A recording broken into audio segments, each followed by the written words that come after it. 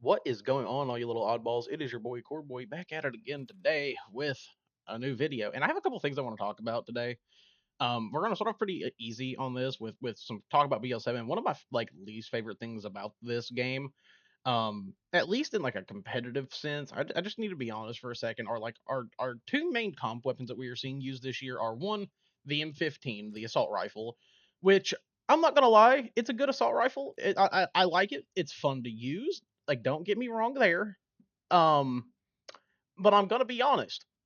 Whenever I'm using it, and I'm playing with my friends or something like that, and like we're kind of like prepping for when ranked will come out, like learning the maps, learning like how we're gonna play it and shit, because I don't have people that I can run like eights and stuff with, at least at like my like at a skill level where it's not gonna like kind of make my friends fucking hate the game.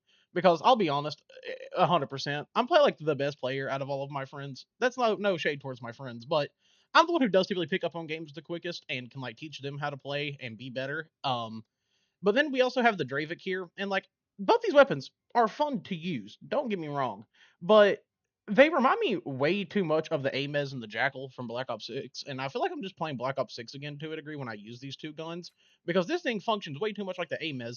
This thing functions way too much like a better Jackal, which is like a big problem to me. This SMG is just way too fucking good at this point. Like, genuinely speaking, this thing is just an absolute melt machine. It's kind of why it was my first weapon I got maxed out as well. Like, this thing is just simply too fucking good. Like, it is absurdly good. It's better than most of the ARs. I would go as far to say it's better than most of the marksman rifles, and I would say sometimes it's a better sniper than most of the sniper rifles. This thing is absolutely abhorrent, and I don't know why we are using this as the competitive SMG. Because at least to me, there are two significantly better options for an actual sub role that are not only more fun to use, but also just a lot more, I feel like, integral to competitive like nature. Because in COD, you kind of have two roles. You have your ARs, your subs, and your flex. Which flex kind of like switch between the two. But like, genuinely speaking, when I play a sub role, I want to feel like I'm actually using an SMG and not something that is like an all around the best fucking thing in the game. Like, genuinely speaking, and I'm gonna be honest. I think the Raiden or the MPC are two significantly better options for the sub role than this Dravik. Like, this thing's fun. Don't get me wrong. It's fun to use, but it is busted. Like, this thing is absolutely just disgustingly easy to use. Like, I'm not even kidding. If you go play some pub matches, right? If you go hop into a fucking game, there is a chance that you were going to shit on somebody. After you shit on them, 9 times out of 10, this is the first weapon they're pulling out, because it is the easiest weapon to use in the entire game. Like, it is so stupidly easy. The thing has basically no recoil. It has insanely good range for an SMG. Like, look at this. Like, this thing has no recoil to it at all, and it's beaming out there. Like, I should not have a SMG that melts that fast at that range for competitive, at least. That should not be a thing. Like, it is absolutely ridiculous. And I do feel like this is kind of part of the issue with like for example the gunsmith thing, is it makes builds really boring. Because I'm just running the same thing that everybody else is running for the most part, except like I'm not running the smaller mag. I threw recoil springs on because may as well make it more easy at that point. The gun's already easy to use. I may as well make it more easy. At the like, there's just no reason not to. But genuinely speaking, because I've been running different like SMGs, and I'm like, man, what really will feel best in this game? Like, I'm genuinely curious, like, what makes this feel like a unique experience where I don't feel like I'm just playing Black Ops 6 again. That's kind of how I feel with this thing too. Like, I feel like I'm just using the AMES again. The AMES was super easy to use, and this how this thing feels as well. It's just a straight laser beam for the most part. Like, yeah, you'll miss some shots here and there. It's got like a moderate amount of recoil, but it's nothing that difficult to control. Even at like further distances, like you can just kind of tap fire it, and it just melts people. This is definitely one of the easier weapons to use in the sandbox, and yet again, I feel like that takes away from the competitive sense of a game, is when a weapon is too damn easy to use. Now, for the ARs, I'm just gonna say it. I feel like the Mirage is like actually pretty good AR, and it feels different than the aim is from Black Ops 6. When I run this thing, I don't feel like I'm using the AMES again. This feels unique. It feels fun. It feels fresh. It has a unique style that I just something I like about it. It's a little bit harder to use. It does hit kind of hard, but it does have a lot more recoil to it. It's a little bit harder to control, and like finding a build on it that really does feel sufficient. It's a little bit slower, so you kind of have to also take that into consideration too, while not making it to a point to where it's impossible to control. But like genuinely, I feel like this thing is just a significantly better AR for the competitive sense. Like I just think it's more fun to use. It's more fun to look at. Like the M15 when I built, I'm like, goddamn, it looks like I'm just staring at an AIM again, and I don't want to think about Black Ops 6. Now, for the subs, the NPC and the Raiden, they feel significantly more like SMGs than the Dravik does. They are close range, absolute melt machines. They're a little bit harder to use. It takes a little bit more finesse to get good with them. And that's one thing I think the Dravik misses. Like, dude, I'm not even kidding. When I'm playing with my friends and shit, I can just go to a spot on the map and iron and just win every fight because it's so easy to use the thing. No gun is really going to knock me out of that area. As long as I'm like pretty confident in my movement, you have a pretty decent shot, you can do good with the Dravik. That's just my main problem with it. The NPC and the Raiden, I feel like don't have that issue. It forces you to actually move a little bit. You have to have a little bit more control over your weapon because the recoil is different. And I like that a lot. Now the NPC I'm throwing in there too, just because it's the MSMC from BO2. And brother, I love that fucking gun so much. It's not even funny. I love that fucking gun so much. But genuinely speaking, like I want to see that fix, man. That's really all I want to see out of that. I want to see something a little bit different, something a little bit new, something that's refreshing to run. That's really all I gotta say. Let me know how you feel about that down below. Maybe that's just me. I know some people have been saying it, but like I've mostly only heard it towards the Dravik. I haven't heard anything about the ARs really. Shit, I wouldn't even mind seeing the MXR being used. I know it seems pretty powerful and it can beam, and I definitely could see it like at a high skill level, it'd be a little bit of a problem. But like, I feel like the Mirage is kind of like a good middle ground for that, to be completely honest. It feels really good, or even the Peacekeeper. The Peacekeeper in this game is really good, and it's really fun to use.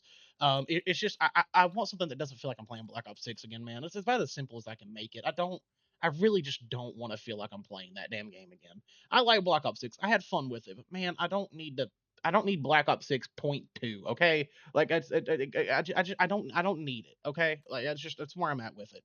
And I've definitely just had more fun running other weapons. Like if this is the weapons we are going to use for like ranked and shit, sure, I'll keep using it. But man, I would just want to see something different. I just that's all I want. I just want something that feels refreshing to me. Also, speaking on that, I've seen a lot of chit chat since, of course, Fallout Season 2 has started, which I've also been rewatching the entire first season. I watched the first episode of Season 2, absolutely phenomenal and a banger. But I was also like, damn, I kind of really want to watch Season 1 again because it was really, really good. And it still holds up. It's phenomenal. It's great. But I also need to say something because I've noticed a lot of chit chat about a certain thing with that whole, show, and that's people now begging again for a Fallout New Vegas remaster. Listen, man, I got to be honest. I love New Vegas. It's one of my most played games of all time. I love that game so much. But I swear to God, if I gotta start hearing the conversation again about a Fallout New Vegas remaster, I might go a little bit insane. To be completely honest, like I'm so tired of hearing about that. Like it may happen, and if it did, your boy's gonna be happy. But also, I'm just not gonna beg for it. I'd kind of honestly at this point I'd rather have a new Fallout game. Like that's more than anything what I want is a new Fallout title because I like Fallout and I think it's fun. Like I feel like it's pretty simple for me to say that. I know some people may disagree because they love New Vegas and it's their favorite game of all time. It's the best thing done with the Fallout series since I don't know, Fallout 2, because that's an absolute heater too that just no one fucking talks about, which kind of pisses me off to a degree that we never hear anything about like Fallout 1 and 2, which like honestly, if I wanted a game that would be like remade for a modern audience and still have its luster and like good things about it from the originals, it would be Fallout 1 or 2. Like those games are absolutely phenomenal, but most people are not going to go out of their way to play them because they're typically slower, they're more like traditional RPG style, and I just feel like a lot of people wouldn't give them the chance that they truly do deserve. Like they are absolutely phenomenal games. And if you haven't played them, you definitely should if you can get behind like that. And I personally, it's not even my style of game. I just happen to play them because I love the Fallout series. That's where I was at with it. I was like, yeah, I just really like Fallout, and I really do want to. I want to see where the game came from and see what it's like. Also, this is a sweaty ass lobby. Holy shit! But yeah, I don't need a Fallout New Vegas remaster because the original game is still playable and actually phenomenal. It's one of the best games ever in my opinion. I love that game. There's people who definitely take it a little too far, thinking it is the best thing ever put on this planet, but that's just not me personally. But like as a whole, like, there's also for people that don't know this, I'll go ahead and just say you can find them on Instagram. There are people working on like kind of a remake for those games. If you go to Instagram and look up Fallout 4 New Vegas or Fallout 4 Capital Wasteland, it's two dev teams working on a Fallout 3 remaster and Fallout New Vegas remaster for in the Fallout 4 engine and in game basically. The main issue with those remakes is they do have to find new voice actors, and I think that's one thing that's been holding them up a lot is like trying to find people to come and voice the characters. Because for those that don't know, when you go and voice a character, you do have like a legal right to like your voice lines in there and such. And Bethesda basically like let them know like, hey, we're fine with you doing this, like, but we do need to warn you of this just in case it was to happen. Just so you all don't have to take that risk or anything. So yeah, if y'all didn't know that, you should probably go like follow those two Instagrams. They're really really good, and the things that those two teams are doing are absolutely phenomenal. I've been in works for a while. So if you're looking for those things, like go follow them and go support them because that helps us get it quicker. Like it's pretty simple. I've kept up with those pages for years. And that's just a way to show support to these little mod teams that are working on things that people want. Which is one of my favorite things about Bethesda titles, that the mod community is always there and always giving it their all, and I personally absolutely love that. But yeah, speaking on everything, like I really just don't need a New Vegas remaster. I love it, but it's just not anything I really need at this point. I will still die by the fact that Nuketown is one of my least favorite maps of all time. I'm so tired of playing Nuketown. Also, I haven't talked about it much, but there was some talks about what the next COD's going to be like, etc. Because we do know it's going to be an Infinity Ward COD, and I made my statement saying like how I'm kind of worried we're going to get an MW 2019 Part 2, which is one of my greatest fears, that we would get another game like that, and I haven't talked a lot about it. But Infinity Ward did put out a fucking tweet about these like leaks and stuff, and we're like, hey, like don't believe everything you hear on the internet. We'll see you in 2026, and I'm kind of like now curious about what the hell we're gonna get at this point. Like, Infinity Ward, you never really know. Sometimes they hate the COD community and give us one of the worst games ever. But then I look back on the original Modern Warfare trilogy, and I'm like, yeah, that's absolutely perfection. Like, why would I not want that again? Like, those are absolute fucking heat, and I love those games so damn much. It's not even funny.